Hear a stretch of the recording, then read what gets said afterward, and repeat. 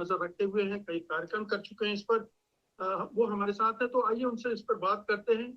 पहला छोटा सा सवाल ये है डॉक्टर मुख्तार कि इस चुनाव, अगर ये एग्जिट पोल का रुझान है और हम जानते हैं कि आमतौर पर सही रहता है, अगर ये नतीजे निकलते हैं तो इसका जर्मनी के मामले में क्या मतलब है?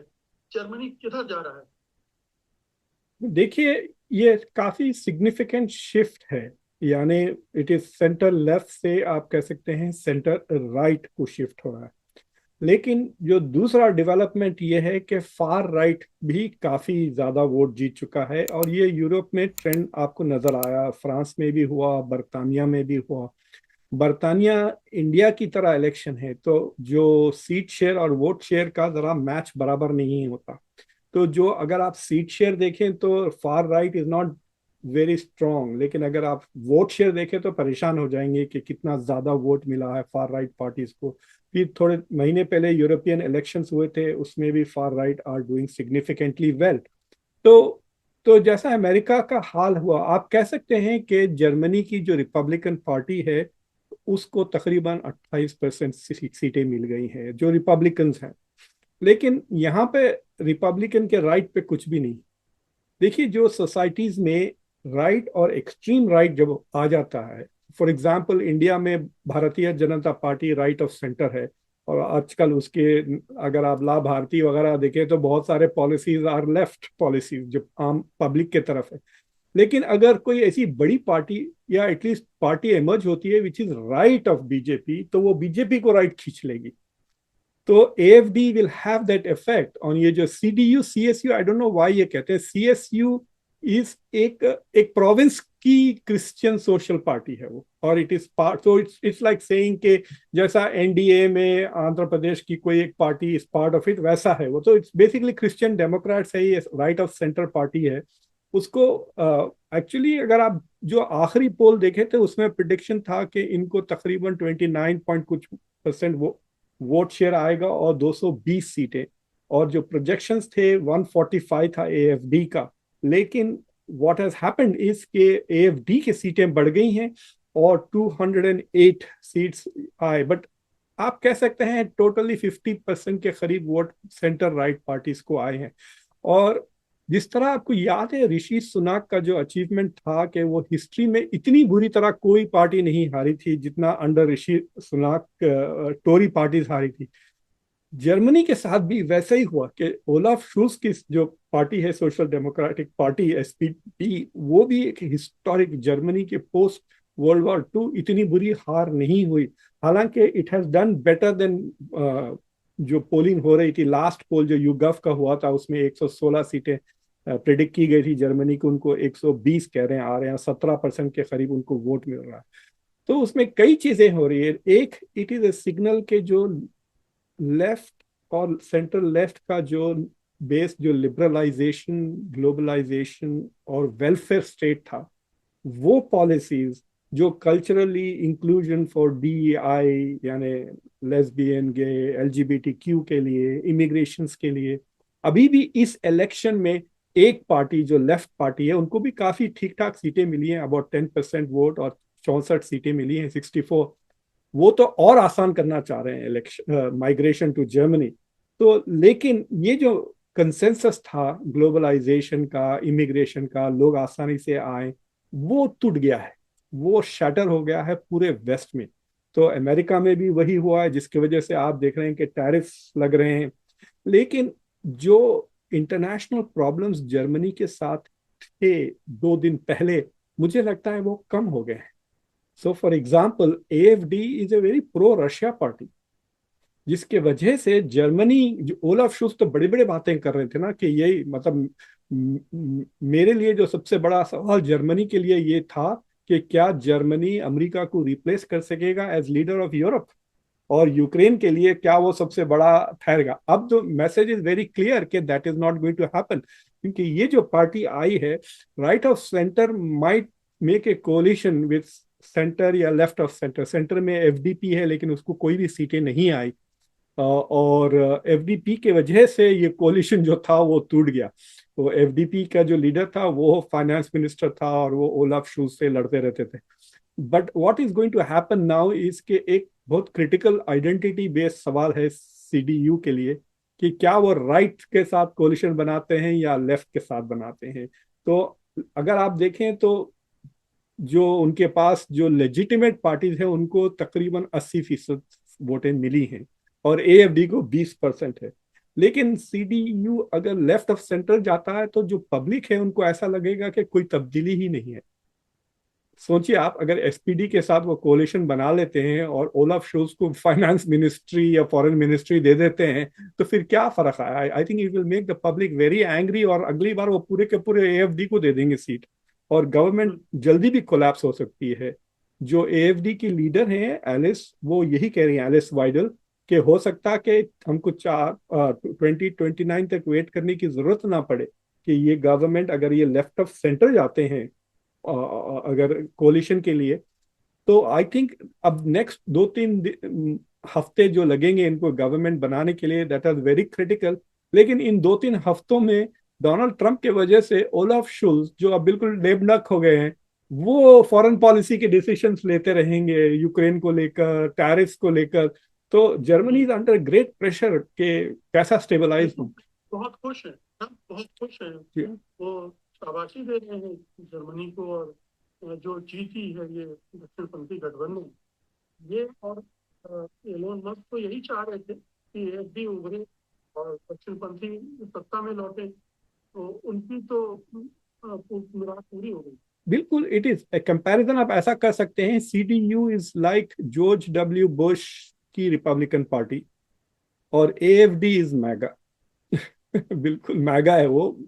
और मतलब अब फॉर एग्जांपल एलिस वाइडल जो है वो लेस्बियन है और उनकी जो बेगम है वो श्रीलंकन है। तो उससे वो कह रहे हैं कि देखो हमारा लीडर खुद एलजीबीटीक्यू से है, हमारे लीडर की बेबी is a brown woman from Sri Lanka. वो मैंडरिन भी बोलती हैं Alice Weidel, by the way वो चाइना में रह के आई हैं कई साल। तो दे आर ट्राइंग टू से, लेकिन ये जो जितने भी नॉन वाइट नॉन क्रिश्चियन जो पॉपुलेशन है उसके खिलाफ है ये सख्ती से। तो बेसिकली ये कह सकते हैं कि दो क्राइसिस हो रही हैं जर्मनी में, एक कल्चरल क्राइसिस जो आइडेंटिटी को लेकर है और जो दूसरी क्राइसिस है वो German economy is not doing well. Germany पिछले 2 साल से श्रिंक होने लगा है। जी, मैं एक छोटा सा सवाल जिसपे सबकी नजर है जी, क्या जर्मनी, जैसा हमने कहा, आपने भी कहा कि सेकेंड वर्ल्ड वॉर के बाद पहली बार ऐसा हो रहा है कि इतनी बड़ी तादाद में दक्षिणपंथी लौट कर आ रहे हैं, क्या जर्मनी पीछे जा रहा है? क्या हिटलर का भूत खड़ा हो रहा है? क्या जो नौ नाजीवाद हावी हो रहे थे उनके दिन बहुर रहे हैं? देखिए सर, ये सारी दुनिया में ये फिनोमेना हो रहा है, ठीक है। तो फॉर एग्जांपल मैं डॉक्टर जयशंकर को वॉच करता हूँ। डॉक्टर जयशंकर कोड में बात करते हैं, so he calls it authentic nationalization कहते हैं, ऑथेंटिक नेशनलिज्म कहते हैं। तो अभी जो नेशनल एजुकेशन पॉलिसी में नॉलेजेस की बात कर रहे हैं इंडिया की, वो मुस्लिम और इस्लामिक और ब्रिटिश हेरिटेज को बिल्कुल काट दे रहे हैं। तो गोइंग बैक टू नेटिव, तो it is exactly the same thing that is happening in Germany. Germany for Germans, और जर्मन का डेफिनेशन ये है कि गोरे हैं। मैं आपको एक मिसाल देता हूँ। मैं जर्मनी की पार्लियामेंट में एक पैनल पे तकरीर कर रहा था, तो मेरे साथ एक हफीज मलिक नाम के साहब थे, पाकिस्तानी ओरिजिन के, जो उनकी उम्र उस वक्त 46 थी, वो 45 साल 45 ईयर्स से वो जर्मनी में रह रहे थे। तो हमारा जब सेशन खत्म हुआ तो जर्मन का एक पार्लियामेंट मेंबर आया, हमसे बातें किया, वेरी गुड पैनल ये वो, और फिर उनसे पलट के पूछता है कि तुम कहाँ से हो।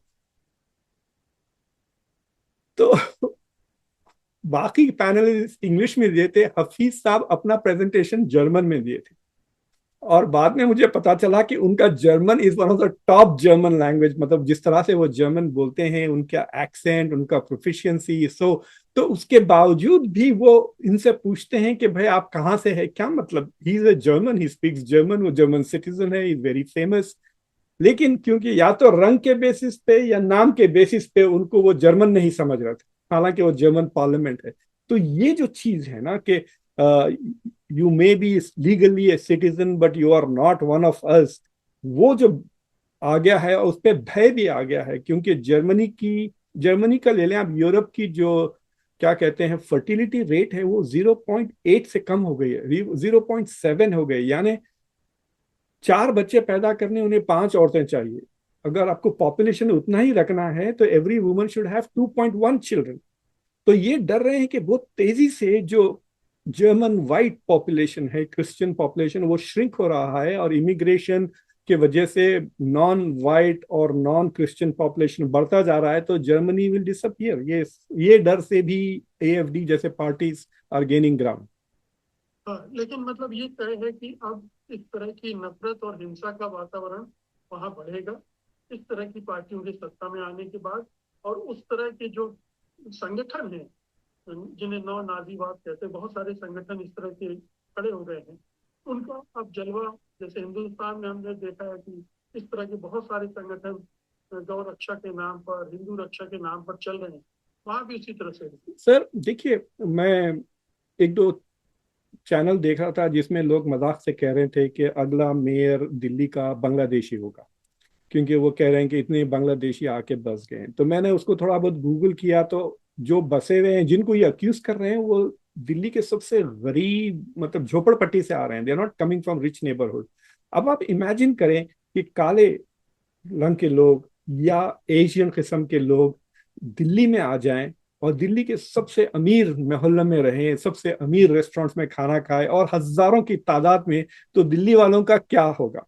सो जब मैं सोचता हूं कि these people are still very tolerant, ये बात कहने की कोशिश कर रहा हूं, तो इनका ऐसा है, अगर इनकी इकोनॉमी ठीक हो जाती है, लेट्स से कि जर्मनी आइंदा 3 साल में 3-3% से ग्रोथ होता है, और ये जो जो एएफडी को वोट डाल रहे हैं, अगर उनके जॉब्स अच्छे हो जाते हैं, उनकी इनकम अच्छी हो जाती है, then they will not care.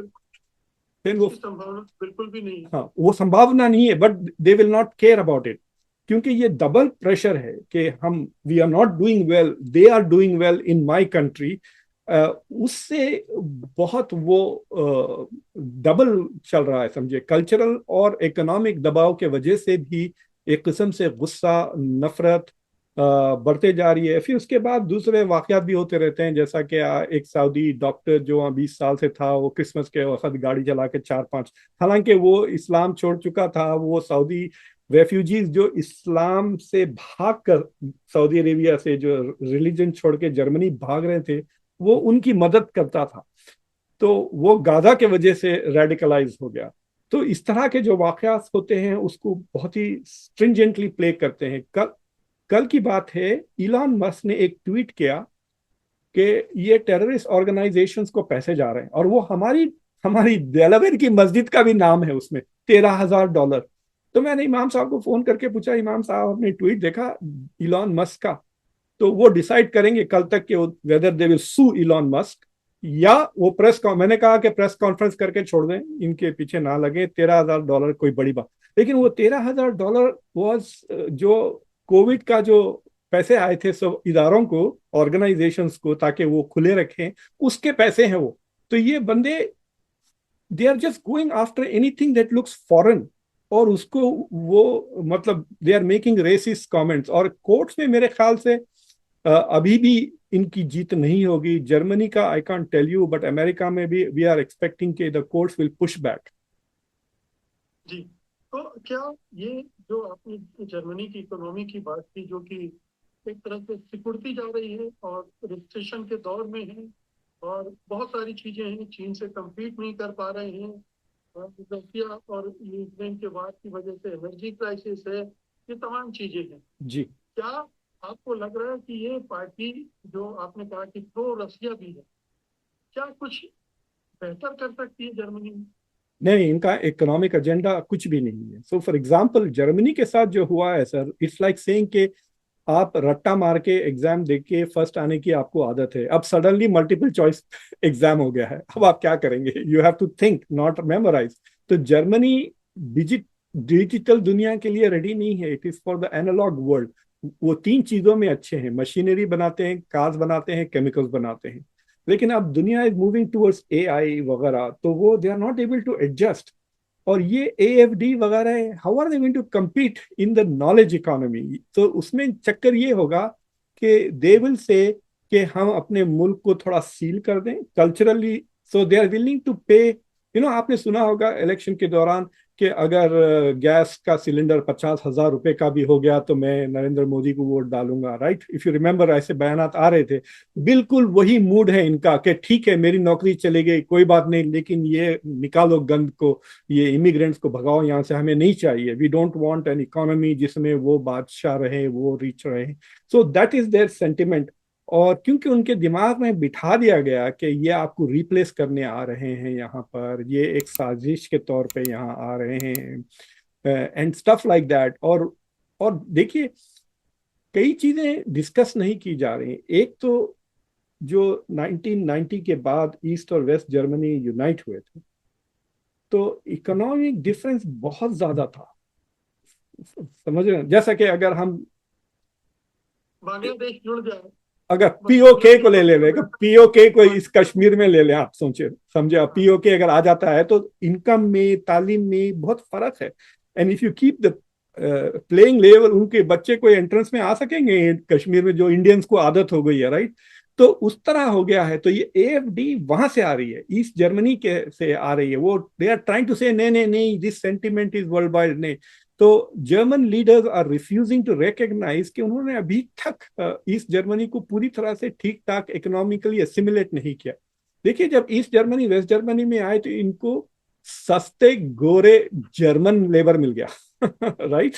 जैसा कि वो पोलैंड से लेना चाह रहे हैं, सर्बिया से लेना चाह रहे हैं। लेकिन हैरत की बात यह है कि जर्मनी की इकोनॉमी का एक प्रॉब्लम इज लेबर शॉर्टेज। पता है आपको, अभी भी लेबर शॉर्टेज हो रहा है और उनको चाहिए, और वो इमिग्रेशन के खिलाफ है, फिर बच्चे भी नहीं हो रहे। So how are they going to do this? Maybe Ukraine से ले लें अगर उनको गोरे ही चाहिए immigrants. So the thing is के उनकी इकोनॉमी सुधरेगी नहीं, या तो बहुत सारे बच्चे पैदा करना शुरू कर दे, एटलीस्ट 3, या they need to basically bring in immigrants. जी। ट्रम्प बड़ी खुशी जता रहे हैं, क्या जर्मनी की मदद करेंगे वो टैरिफ तो जर्मनी पर भी थोपना चाहते हैं वो पूरे तो, यूरोप पर। वो रेसिप्रोकल टैरिफ तो वो छोड़ेंगे नहीं। और क्योंकि देखिए, जर्मनी में ऑलरेडी एडजस्ट करने की शुरू हो गई थी। जर्मनी के बीएमडब्ल्यू, मर्सिडीज वगैरह ऑलरेडी कुछ हद तक अमेरिका में बनते हैं, ऑलरेडी उनके फैक्ट्रीज वगैरह यहाँ हैं, तो they had already started moving here. तो जो उनकी जो स्ट्रैटेजी है ट्रम्प की, वो कह रहे हैं या तो आप कस्टम्स ले लें, जिसकी वजह से आपकी गाड़ियां महंगी हो जाएंगी और नहीं बिकेंगी। दूसरी चीज ये है कि या तो यहाँ आके बनाए, लेकिन अगर यहाँ आके बनाए तो जर्मनी में जॉब्स चले जाएंगे, अमेरिका में जॉब्स आ जाएंगे। So in that sense he is not going to let the Germans go. मतलब, और मजे की बात ट्रम्प के लिए है, जितना जर्मनी की इकोनॉमी खराब होगी उतना एएफडी की इंपॉर्टेंस बढ़ते जाएगी। अगर इकोनॉमी ठीक होने लगेगी तो उनका डिमांड, उनकी सपोर्ट कम हो जाएगी। तो I think he is going to keep the pressure on European Union. और जिस तरह से यूरोपियंस ने मतलब जवाब दिया है ट्रम्प को, मुझे लगता है कि जो उनके अतराफ, जो ट्रम्प के चाहने वाले हैं इन द एडमिनिस्ट्रेशन, वो भी चिड़े हुए हैं यूरोप से। मतलब there is nobody now in the inner circle which is pro Europe. तो they are not going to tolerate Germany to that extent. और खासतौर से कार मैन्युफैक्चरिंग, ये बहुत पुरानी एक वीडियो निकली 36 साल पुरानी, जिसपे डोनाल्ड ट्रंप ओपरा शो पे गए थे। उन्होंने वहां पे जो टैरिफ के बातें की हैं, वो आज भी वही बातें कर रहे हैं। यानी पिछले 36 साल में उनकी वही सोच है। But what is interesting is के 36 साल पहले Trump saw this, well nobody else saw it. जी, ये बताइए कि जो वर्ल्ड की 5 बड़ी इकोनॉमी, जी अब उनमें से 3 बड़ी इकोनॉमी की लीडरशिप दक्षिण पंथियों के हाथ में है। America, Bharat, Germany. और यूरोप में हंगरी, इटली वगैरह वगैरह सब तो दक्षिण पंथ की तरफ जी हाँ चले जी गए हैं। हाँ जी आपने हाँ। ब्रिटेन का कहा कि नंबर ऑफ वोट वहां पर, ये क्या पूरे वर्ल्ड वाइड फिनोमिना है और इसका असर अब क्या होने वाला है? क्या पूरी दुनिया में एक ये लहर जो आएगी वो नफरत और हिंसा की होगी? दो तीन चीजें होने वाली हैं सर। एक तो ये है कि India is going to become the third biggest अगले साल तक, बिकॉज ये दोनों इकोनॉमी श्रिंक हो रहे हैं, मतलब ये they are going into negative, Germany और जापान। और जो राइट विंग पार्टीज आ रहे हैं, they are going to make only the rich richer and poor poor. तो यानी इनकी जीत, इनकी हार का पहला कदम। प्रॉब्लम ये है कि ये बच रहे हैं बिकॉज ऑफ कल्चरल इश्यूज। मैं आपको एक मिसाल देता हूँ, 2004 में जो इलेक्शन हुआ था, तो ओहायो में सबसे ज्यादा जॉब्स चले गए थे, तकरीबन 2 लाख जॉब्स चले गए थे डोनाल्ड जॉर्ज बुश की पॉलिसीज की वजह से। तो अब ओहायो जीतना बहुत जरूरी था। उन जमाने में Ohio was like Pennsylvania today, it was the state. अगर जॉर्ज डब्ल्यू बुश ओहायो हार जाते तो वो इलेक्शन हार जाते। तो कार्ल रोव जो उनका कैंपेन मैनेजर था, उसने क्या किया, ओहायो में रेफरेंडम करा दिया ऑन गे मैरिज, एकदम। एजेंडा बदल। हाँ, तो जो लोग गे मैरिज के खिलाफ थे कल्चरली, वो आकर वोट डाले। मिसाल के तौर पे अगर इंडिया का इलेक्शन हो रहा है 2029 में जब होगा, और उसमें इंडिया में तो रेफरेंडम नहीं होता ना, लेकिन अगर आप रेफरेंडम करा दिए कि अयोध्या की मंदिर तोड़कर वापस बाबरी मस्जिद बनाए ने सवाल डाल दे, तो सोचिए आप क्या होगा। फिर इलेक्शन जीते गए मोदी, इंडिया की इकोनॉमी कितना भी डूब जाए। तो ये जो कॉम्बिनेशन, ये जो कल्चर एंड इकोनॉमी का कॉम्बिनेशन ले रहे हैं, वो कल्चर के वजह से बच जा रहे हैं, इमिग्रेशन वगैरह। बट इफ दे फेल, अगर इनकी मतलब 2 साल के अंदर अगर ये फेल हो जाए, देखिए ऑलरेडी अमेरिका में इन्फ्लेशन बढ़ गया है। डोनाल्ड ट्रंप ने प्रॉमिस किया था कि मैं इन्फ्लेशन निकाल दूंगा। तो डोनाल्ड ट्रंप के पास तो 1.5 साल रहा बस। मिड टर्म का इलेक्शन वो हार सकते हैं अगर इन्फ्लेशन को कंट्रोल नहीं कर रहे हैं। तो जर्मनी में एटलीस्ट उनके पास 4 साल हैं, बट उनके पास ये भी पॉसिबिलिटी है कि गवर्नमेंट अगले 2-3 महीने में भी कोलैप्स हो सकती है, because they can't form coalition and go back to elections. तो जब तक कि वो इकोनॉमिकली डिलीवर नहीं करे, इस मामले में आई थिंक कि नरेंद्र मोदी की government is much smarter than the other right wing, क्योंकि इनकी सारी इकोनॉमिक पॉलिसीज लेफ्ट विंग हो गई। लाभार्थी को ले लें आप, सेगमेंटेड मार्केट को पैसे भी जा रहे हैं, तो उसमें क्या हो रहा है, जो रिजेंटमेंट आ रहा है इकोनॉमिक फेलियर के वजह से, वो उसको वो दबा रहे हैं। सो it is a temporary patch है, समझिए आप। ये कब तक, आई डोंट नो कब तक स्टेट्स कर्जा ले लेकर ये प्रोजेक्ट करते रहेंगे। But European right wing parties वो नहीं करते, मतलब they are not into welfare state. Tax काट रहे हैं वो ताकि रिच वाले रिच होने लगे, तो people are going to gate.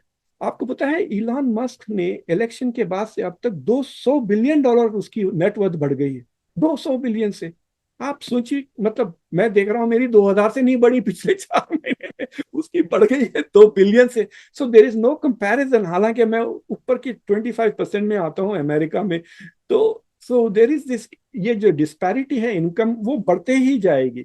और उसका नतीजा यह है कि revolution is the theoretical concept ना, जब गरीब और अमीर के बीच में, तो या तो वो भी वेलफेयर ड्रिवन पार्टीज हो जाएंगे, राइट विंग के पार्टीज, या दे विल बिकम अथॉरिटेरियन, मतलब खत्म कर देंगे इलेक्शन में। हमारे पास मैंने एक यूनिवर्सिटी में 2 दिन पहले इलेक्शन करवाया था, तो वी वर डिस्कसिंग कि किस तरह से वो इलेक्शन रुकवा सकते हैं। अमेरिका में आपको पता है इलेक्शन के दिन छुट्टी नहीं होती।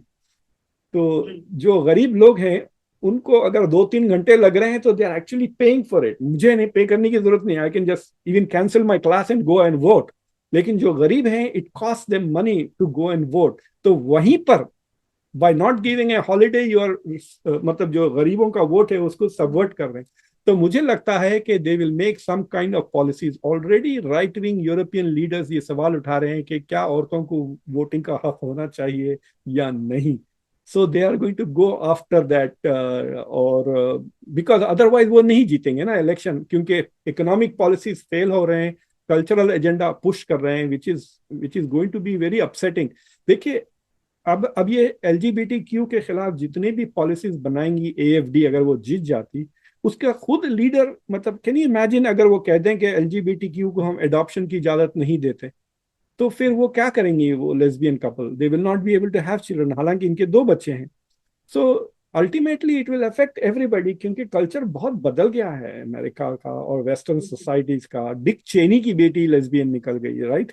सो they are like, Dick Cheney की पॉलिटिक्स ही बदल गई। जब उसकी बेटी came out, he changed. On this issue. तो मुझे लगता है कि जो कल्चरल एजेंडा है उसमें दम नहीं है, अभी गुस्सा है because of the failure of the economy. बिल्कुल, ये वापस लौट सकता है, जी।